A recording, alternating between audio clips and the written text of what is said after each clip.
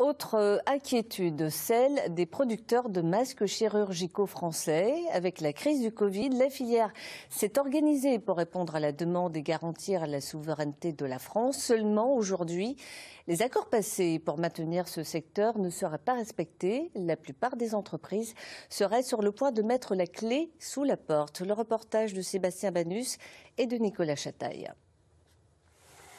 Les machines-outils sont flambant neuves. Les masques produits sont aux normes les plus hautes du marché et ils sont fabriqués à partir de matières premières 100% françaises. Mais malgré ces arguments, cette entreprise de Frontignan tourne presque au ralenti. Début 2022, nous y étions en 3x8. Nous avions 12 personnes sur nos machines. Aujourd'hui, fin 2022, on se retrouve à un tiers d'exploitation et plus qu'à 4 personnes. La fin de la pandémie et des obligations de port du masque avait pourtant bien été anticipée par cette société.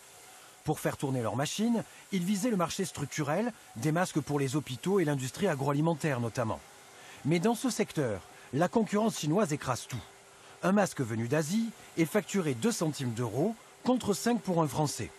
Et les hôpitaux ou les pompiers préfèrent acheter chinois dans 95% des cas.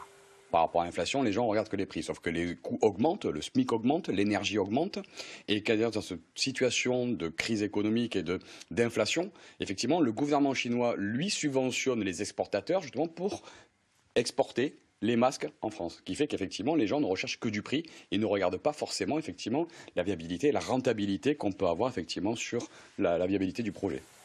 Des difficultés que connaît toute la filière française.